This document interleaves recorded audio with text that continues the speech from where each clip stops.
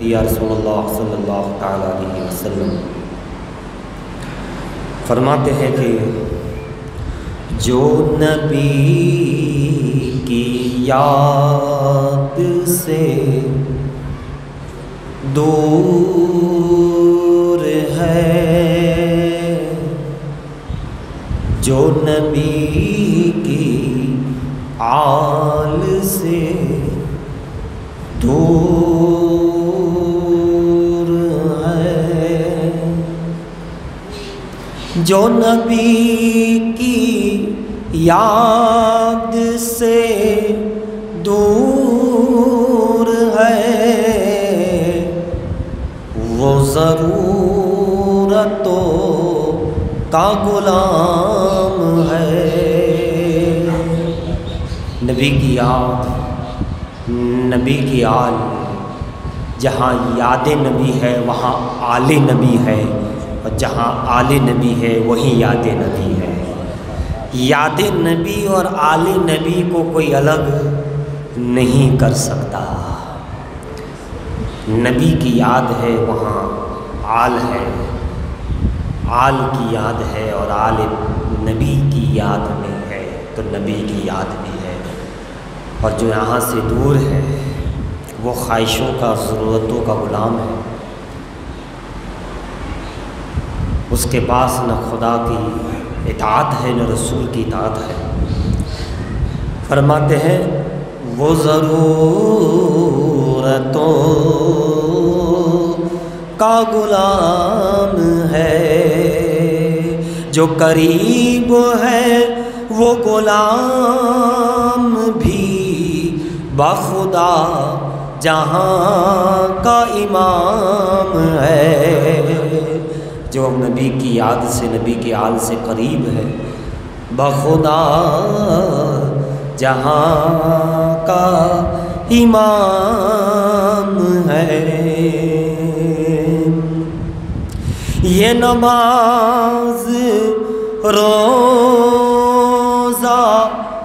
اذان سب، یہ حیات ہے تو حسین سے، جسے ان کے نام سے بیر ہے، جسے ان کے نام سے بیر ہے، اسے دوست کہنا حرام ہے۔ جس کو ان کے نام سے چڑ ہے، بیر ہے، اسے دوست کیسے کو، وہ دوست ہو کیسے سکتا ہے؟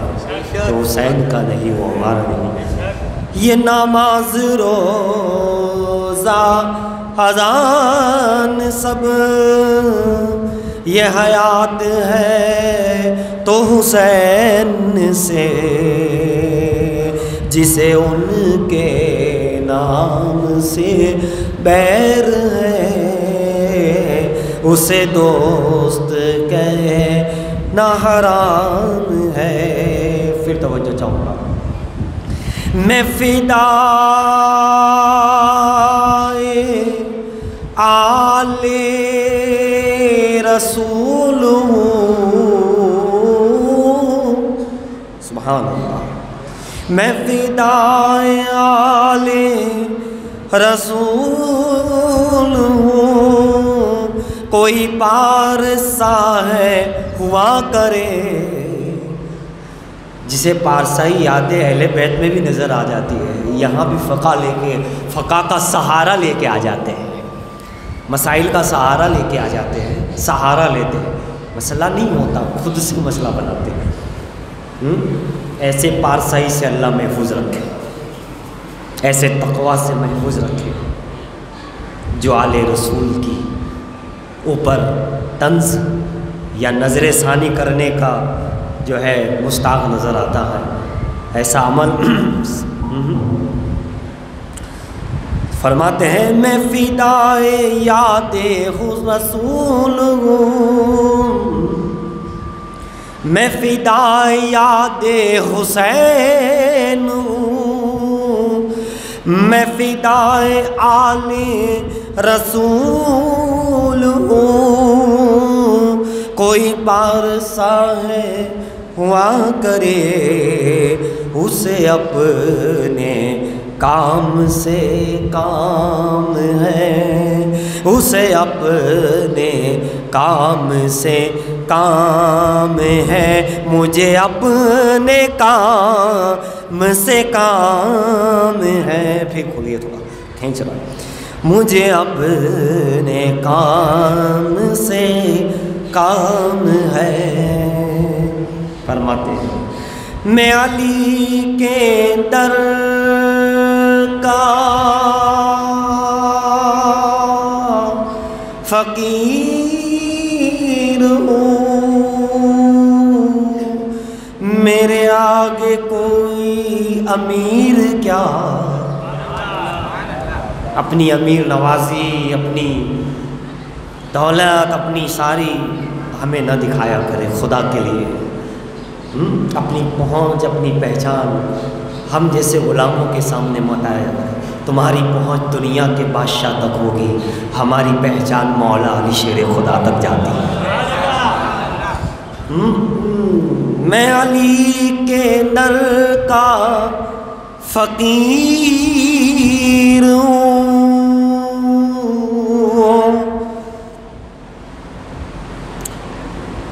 میرے آگے کوئی امیر کیا، میرے ٹھوکروں میں یزید ہے، میری ٹھوکروں میں یزید ہے، کیوں میرے لب پہ ذکر امام ہے، میری ٹھوکر حسینیوں کی ٹھوکروں میں یزید رہتے ہیں، حسین امام، میرے لب پہ ذکر حسین ہے، میرے لب پہ ذکر امام ہے۔ فرماتے ہیں میرے دوستوں میری شہرت اللہ اسی کائنات میں بانٹ دو، سبحان اللہ۔ میرے دوستوں میری شہرتیں اسی کائنات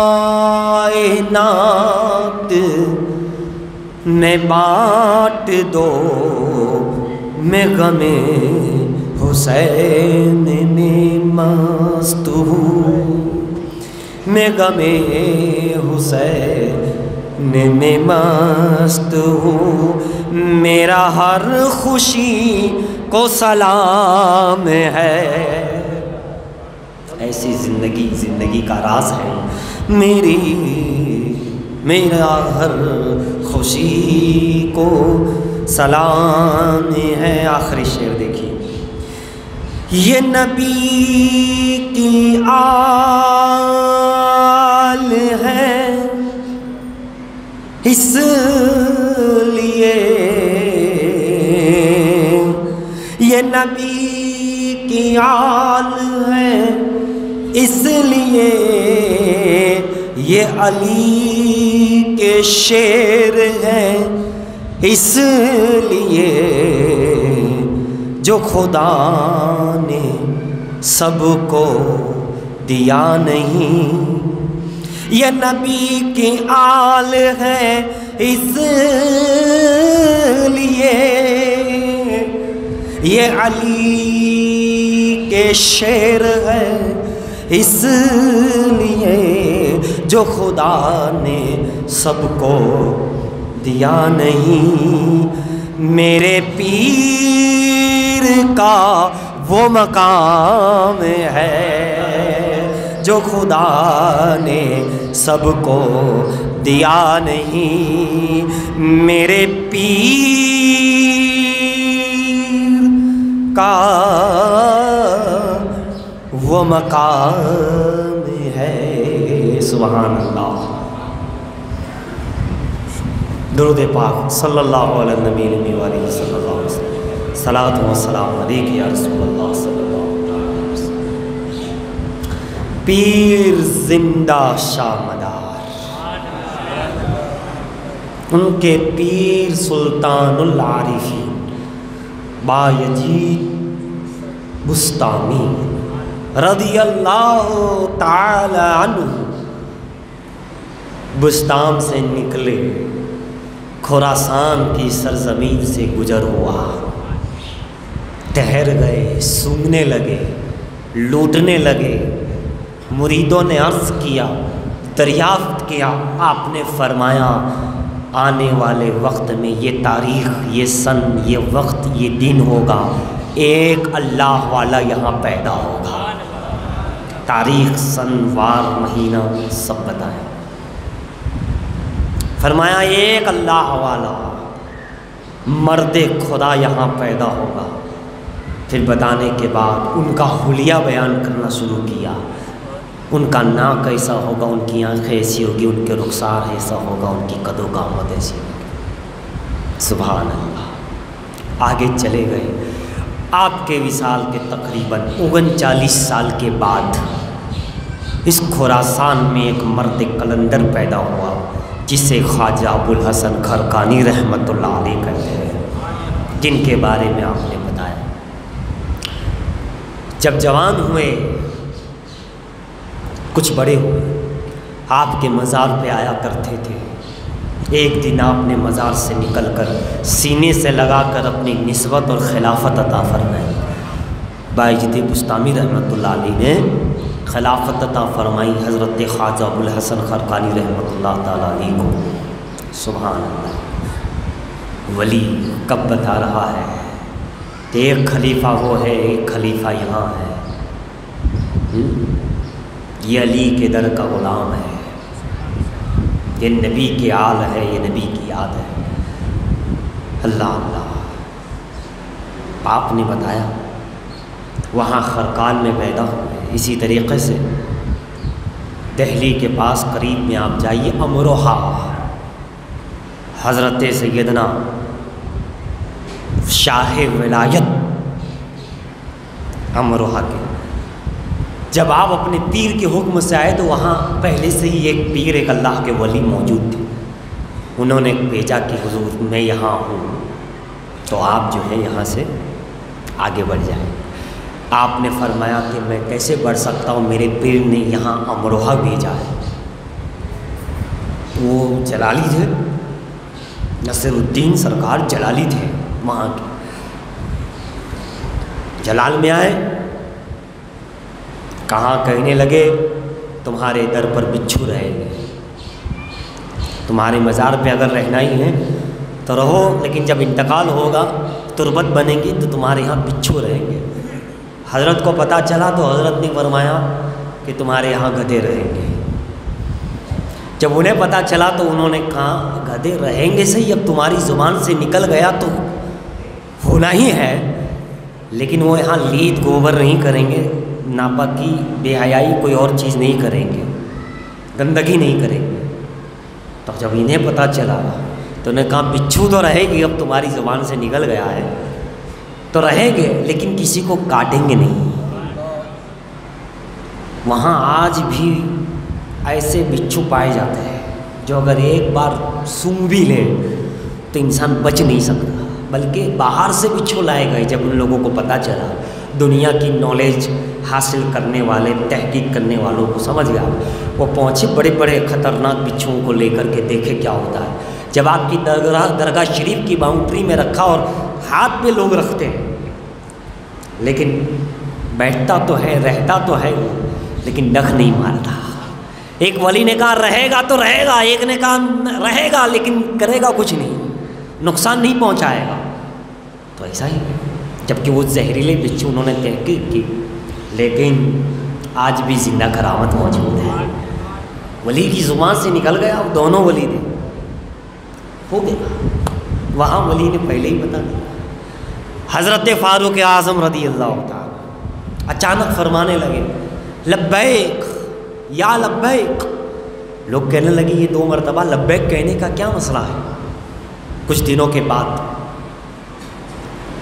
ایک قافلہ جو آیا آپ نے جہاں بھیجا تھا مجاہدین کو، وہ واپس آیا، اور آنے کے بعد آپ کے پاس جب پہنچا امیر المومنین عمر فاروق رضی اللہ عنہ کے پاس، تو آپ نے، اب یہاں لوگ کہہ رہے حضور آپ نے آواز دی تھی، انہوں نے کہا حضور آپ کی آواز ہم نے وہاں سنی تھی، آپ نے کہا یہ سب رہنے دو، پہلے یہ بتاؤ کہ اس مجاہدین سپہ سالار کا جس کا انتقال ہو گیا کیسے ہوا؟ اس نے مجھے پکارا، کیا کیا تم نے؟ سپہ سالار سے پوچھ رہے ہیں کہ ان مجاہدوں میں سے، سائروں میں سے، ساتھیوں میں سے کیا معاملات ہوئے ہیں؟ انہوں نے کہا حضور ندی کے پار جانا تھا، تو کتنی گہری ہے یہ دریا، یہ سمندر، یہ ندی، یہ پار ہونا، لہٰذا میں نے ایک شخص کو کہا کہ آپ جاؤ اور دیکھو۔ پھر ہم سارے قافلے والوں کو لے کر چلے، تو کیونکہ سرد زیادہ تھی، ٹھنڈی زیادہ تھی، جب وہ اندر اترا تو پانی بھی ٹھنڈا، ٹھنڈی بھی زیادہ، اسے برداشت نہ ہوا، اور جب اس کی جان پہ آئی برداشت نہ ہوا تو وہ 2 مرتبہ آپ کو پکارا، یا عمر یا عمر، وہاں سے پکارا یا عمر یا عمر۔ تب لوگوں کو معلوم پڑا کہ آپ نے یہاں سے کہا لبیک لبیک میں حاضر ہوں، نہیں مگر جب تک معاملہ بنے، بچایا جائے، نکالا جائے، تب تک تو اس کی روح نکل گئی اور وہ انتقال کر گیا۔ آپ نے سپہ سالار کو برابر جاڑا، اچھی طریقے سے اس کی کلاس ہوئی کہ تمہیں نہیں معلوم ایک مسلمان کو اس طریقے سے اس کی حد سے زیادہ اس سے کام لینا، یہ کرنا، آئندہ کبھی ایسا نہ کیا جائے، اور اس خون کا بدلہ، اس کا بدلہ اپنے مال سے تم ان کے وارثوں کو ادا کرو گے، اور کبھی ایسا نہ کرنا کہ کسی کے اوپر اس کی قوت سے زیادہ، اس کی طاقت سے زیادہ کوئی کام یا کوئی چیز ادا کرنا۔ اس بات کا آپ نے فرمایا تاکید رکھی جائے۔ تب لوگوں کو معلوم ہوا کہ آپ نے یہیں سے لبیک کیوں پکارا تھا۔ وہاں ڈوبنے والا کہہ رہا یا عمر، کیا ہوا؟ وہاں سے پکارا، یہاں سے انہوں نے سنا بھی، سننے کے بعد دیکھا بھی، دیکھنے کے بعد جانا بھی کہ کیا ہو رہا ہے، اور جاننے کے بعد واپس اسے جواب بھی دیا، اس کی دستگیری بھی کر رہے ہیں، لیکن اتنے میں اس کی جو موت لکھی تھی تقدیر الہی میں وہ واقع ہو گئی۔ دیکھ بھی رہے، سن بھی رہے، دیکھ بھی رہے، مسئلے کو سمجھ بھی رہے ہیں کیا معاملہ ہو رہا، اور اس کا جواب بھی دے رہے ہیں۔ اب اندازہ لگاتے چلے جائیں میرے عزیزوں، اللہ والے کہیں شاہ ولایت، کہیں باعزد بستامی رحمۃ اللہ، کہیں فاروق اعظم رضی اللہ، کہیں یہ اصحاب تابعین، تبع تابعین، اللہ اللہ کیا معاملات ہیں، کیا حالات ہیں، کیا ان کے درجات و کمالات ہیں، اللہ اکبر کبیرہ۔ آپ اندازہ لگاتے چلے جائیں میرے عزیزوں، مولانا جلال الدین رومی سبحان اللہ رحمۃ اللہ تعالی، اور آپ نے کئی واقعات لکھے، کئی واقعات لکھے، لیکن آپ خود اس مقام پہ تھے۔ بڑا قلعہ ہے، قلعے کے دروازے پہ آپ کو کھڑا کر دیا گیا، لوگ جانتے نہیں، ابھی مشہور نہیں ہو، قلعے کے دروازے پہ آپ کھڑے ہیں، دشمن آئے، بڑے بڑے ہتھیار لے کر کے آئے، بڑے تیر لے کر کے آئے، رات کا سمے ہے، رات کا وقت ہے، لوٹنے والے آئے، آپ اس گیٹ پر کھڑے ہیں، ابھی لوگوں کو معلوم نہیں، مشہور نہیں ہوئے، ابھی نوجوانی کا شروع کا عالم ہو سکتا ہے، لہٰذا پہلے تو دور سے جب یہ آئے لوٹنے والے، یہ حملہ کرنے والے اس قلعے کے اوپر، تو دیکھا کہ کوئی چند پہرے دار کھڑے ہیں، پہرے دار کھڑے ہیں، اس میں حضرت بھی تھے مولانا جلال الدین رومی رحمۃ اللہ علیہ، جو دوسرے تھے، دوسرے حضرات جو کھڑے تھے، ان پہ تو تیر برسا کر کے ادھر ادھر سے معاملہ کر کر کے اس گیٹ تک پہنچ گئے، آخری گیٹ تک پہنچ گئے جہاں سرکار حضرت کھڑے تھے۔ جب دیکھا کہ یہ دور سے وار کرتے ہیں تو کہا کوئی بات نہیں، ہم نور سے وار کریں گے، تم دور سے کرو، ہم نور سے کرتے ہیں۔ جیسے ہی وہ آئے انہوں نے چاہا کہ ان پہ بھی حملہ کیا جائے، اسے بھی ختم کر دیا جائے، اور پھر دروازے پہ حملہ کیا جائے، قلعے کے دروازے کو توڑا جائے، کھولا جائے، جو بھی ہو۔ اس سے پہلے کہ وہ ہتھیار چلائیں، آپ نے اپنے وہ نورانی آنکھیں، وہ روحانی آنکھیں، اللہ اکبر، جن کے رتبے ہے سوا ان کو سوا مشکل ہے، اللہ اکبر، کیا شان ہے، ولایت ہے، شاہ ولایت، حضرات کی معاملات تو آپ دیکھو، اللہ اللہ، آپ نے کہا کہ کوئی بات نہیں، تم وہاں سے چھوڑو، تم تیر آزماؤ، ہم نظر آزمائیں، ذرا تم بھیجو پھر ہم دیکھتے ہیں۔ جیسے انہوں نے تیر برسایا، آپ نے نورانی آنکھوں سے ایک نظر کی، تیر جو آ رہا ہے آپ کے نور سے ٹکرا کر کے واپس چلا جا رہا ہے، ٹکرا کر کے واپس چلا جا رہا ہے۔ یہ سارے واقعات حدیث بتا رہی ہے اللہ کا ولی اپنی آنکھ سے نہیں خدا کے نور سے دیکھتا ہے، خدا ان کی آنکھ بن جاتا ہے، خدا ان کی زبان بن جاتا ہے، ان کی زبان سے جو نکلتا ہے، زبان ان کی ہوتی ہے بولنا قدرت الہی کا ہوتا ہے، ہاتھ ان کا ہوتا ہے دور ہی سے نظروں سے، وہاں کسی اور سے حملہ ہو رہا ہے، یہاں صرف نظر کافی ہے۔ سارے لوگ سمجھ گئے یہ تیر واپس آ رہے ہیں، تشتر واپس آ رہے ہیں، لشکر کے سپاہیوں کو بھیجا جا رہا ہے، وہ واپس آ رہے ہیں۔ آخر وہاں سپاہی کون ہے؟ دیکھا تو ایک اکیلا بندہ ہے۔ کہاں جا کے پوچھو یہ طاقت، یہ قدرت کہاں سے ملی؟ کون سا ہتھیار ہے تمہارے پاس؟ تو جلال الدین رومی کہتے ہیں یہ دنیا کے بادشاہوں کا دیا ہوا نہیں، تاجدار مدینہ کا دیا نور علی نور ہے، جو کبھی آنکھوں سے، کبھی زبان سے، کبھی ہاتھوں سے، جب ضرورت جس کی ہوگی اللہ کا ولی اس کو ظاہر کرتا ہوا نظر آئے۔ آپ اندازہ لگاتے چلے جاؤ، غریب نواز ہے، حملہ کرنے والے نے کیا، دیکھا غریب نواز بلند دروازے کے اوپر کھڑے ہیں، ایک ہاتھ میں تلوار ایک ہاتھ میں رومال ہے، آپ رومال کو کرتے ہیں اور پھر تلوار چلاتے ہیں، تلوار وہاں چلتی ہے، سر یہاں قلم کر ہوتے ہوئے نظر آتے ہیں۔ اللہ کا ولی جب اللہ والا بن جاتا ہے، اس مقام پر آتا ہے، پھر وہ بندہ نہیں، اس بندے میں خدا کی قدرت کے کرشمے ظاہر ہوتے ہیں۔ اور آج بھی تاریخ شاہد ہے، آپ کئی مزارات پہ جا کر دیکھ لیجئے، کئی مقامات پر زندہ کرامتیں موجود ہیں، زندہ وہ جاوید کرامتیں موجود ہیں۔ آپ اندازہ لگاتے چلے جائیں کہ کس انداز سے اگر میں اولیاء اکرام اور اصحاب رسول کے واقعات اور اہل بیت اطہار کے واقعات کی گفتگو کروں تو کس انداز سے انہوں نے کس انداز سے جو ہے یہ ساری چیزوں کو اپنایا ہے اور کس انداز سے دنیا والوں کو بتایا ہے۔ وقتاً فوقتاً کبھی غوث اعظم رضی اللہ تعالیٰ اپنی خراموں کو اٹھا کر خراموں کو حکم دیتے ہیں تو پہنچ جاتی ہے اور وہاں پہ دستگیری کرتی ہے، کبھی جو ہے حضور غوث پاک خراموں کو بھیجتے ہیں، خرامیں یعنی جوتیاں مبارک کو بھیجتے ہیں، اور کبھی جو ہے یہ اللہ کے ولی اسی انداز سے جو ہے اپنی اپنی اشیاء سے، اپنی اپنی چیزوں سے اس انداز سے کام لیتے ہوئے نظر آتے ہیں۔ لیکن قربان جاؤ کیا مقام ہے، کیا مرتبہ ہے، لیکن پھر خدا کی بارگاہ میں آتے ہیں، رسول کی بارگاہ میں آتے ہیں تو ہاتھ جوڑ کر کے، ہاتھ اٹھا کر کے اپنی معافی بھی مانگ رہے ہیں اور دعائیں بھی کر رہے ہیں، یعنی وہ بندگی کا ایک تقاضا ہے، یعنی وہ امت ہونے کا ایک تقاضا ہے، وہ اپنے آپ کو اس بارگاہ میں پیش کرنے کا ایک انداز ہے کہ بزرگوں کی بارگاہ میں، اللہ کے ولیوں کی بارگاہ میں کس انداز سے اپنے آپ کو پیش کیا جاتا ہے۔ حضرات گرامی، کس انداز سے ان اللہ والوں نے اپنی اس نورانی زندگی کو نورانی بنا دیا، انسان کی پیدائش کا جو حاصل ہے اسے حاصل کر لیا۔ آپ اندازہ لگاتے چلے جائیں عزیزان ملت اسلامیہ، ذرا سا آپ دیکھو اولیاء اکرام کے واقعات بے شمار ہیں، تابعین طب تابعین کے واقعات ہزاروں ہیں، اور پھر نیک خواتین پر آپ آئیے تو ایسی ایسی خواتین اللہ کی ولیہ بھی گزری ہے، اللہ کی نیک بندی بھی گزری ہے، صالحات بھی ایسے ہیں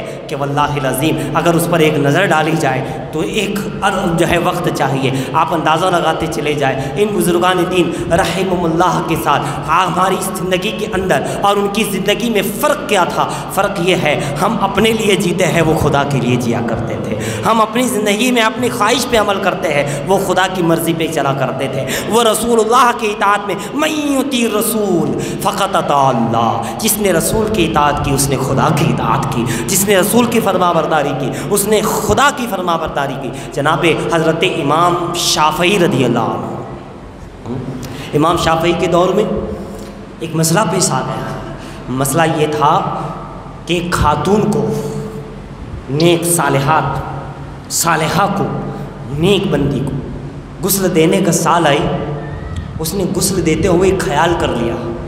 کیا خیال کیا؟ میت کا جو غسل ہوتا ہے وہ دیتے ہوئے اس نے خیال کیا۔ کیا خیال کیا؟ کہ یہ تو بدکار تھی، یہ تو نیک نہیں تھی۔ ایسا خیال آتے ہی جب وہ غسل دے رہی تھی، آپ اس کا ہاتھ اس میت نیک خاتون کے اوپر چپک گیا، جسم سے چپک گیا، پھر اس کو الگ کرنا چاہا، نہیں الگ پائے۔ لوگ اور بھی جو خواتین تھیں انہوں نے الگ کرنا چاہا، نہیں ہوا۔ آخر میں یہ ہوا، آپس میں یہ ہوا، کیسا کیا جائے، اس کا ہاتھ کاٹ کر کے اس کو ساتھ ہی میں مدفن کیا جائے۔ تو اس کے خاندان والے نے کہا نہیں، ایسا نہیں ہو سکتا، ہم اس کا ہاتھ کاٹنے نہیں دیں گے۔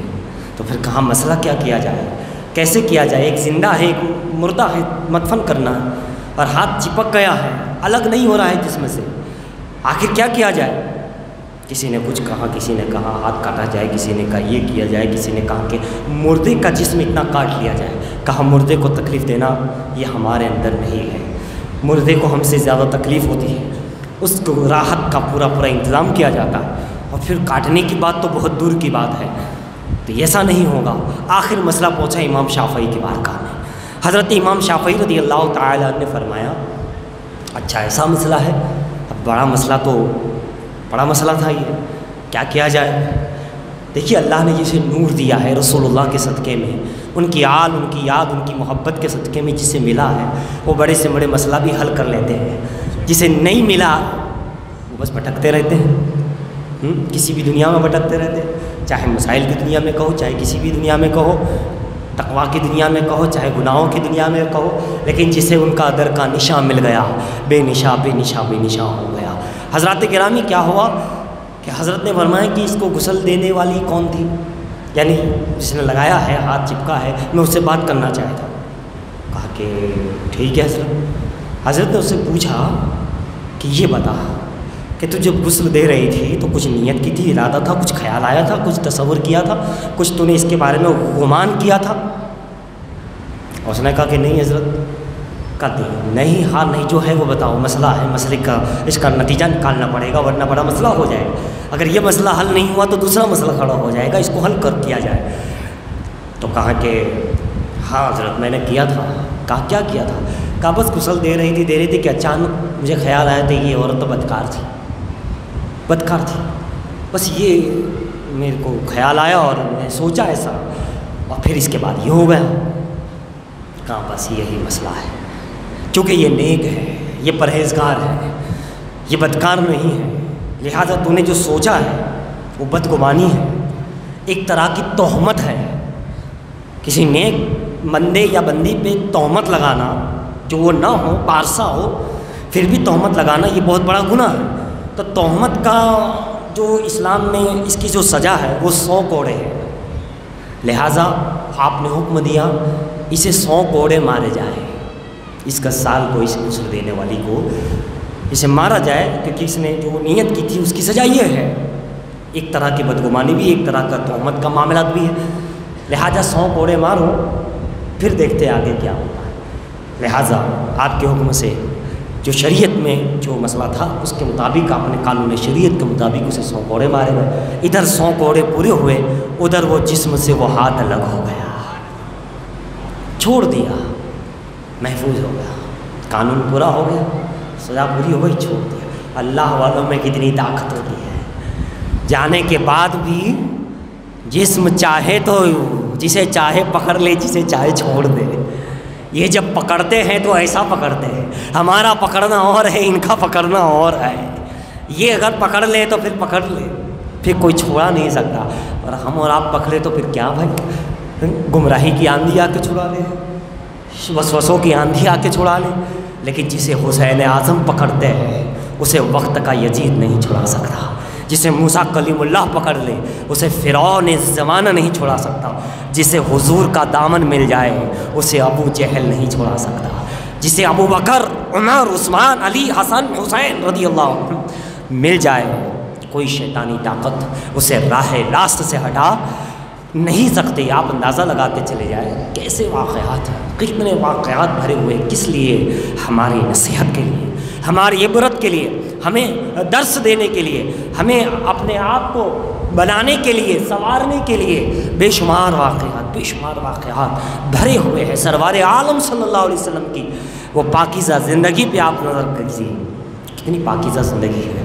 کتنی مبارک زندگی ہے، اور اس مبارک زندگی کے ایک ایک پہلو کو اللہ اور پھر ان کے غلام، بس آخری بات مجھے بات ایک ذہن میں آ گئی، اعلیٰ حضرت امام احمد رضا خان علیہ رحمہ کے پاس ایک مسئلہ آیا کہ ہمارے گاؤں میں ایک طرف صرف سید رہتے ہیں اور ایک طرف صرف کافر رہتے ہیں، تو پھر ہم زکوٰۃ کسے دیں؟ سید کو زکوٰۃ دے نہیں سکتے، کافروں کو زکوٰۃ دے نہیں سکتے، تو کیسے؟ آج تو راستہ ہے، اس وقت بھی راستہ تھا، گاؤں سے باہر نکلو، بہت سارے گاؤں ہیں، بہت سارے شہر ہیں، لیکن اگر کسی اور کے پاس مسئلہ آتا تو وہ یہی کہتا کہ دونوں کو نہیں دے سکتے، یہی جواب ہوتا، لیکن جسے اہل بیت کا نور ملتا ہے اس کا جواب یوں ہوتا ہے، ادب والا ہوتا ہے، بہت باادب ہوتا ہے۔ آپ نے کہا کہ یہ زکوٰۃ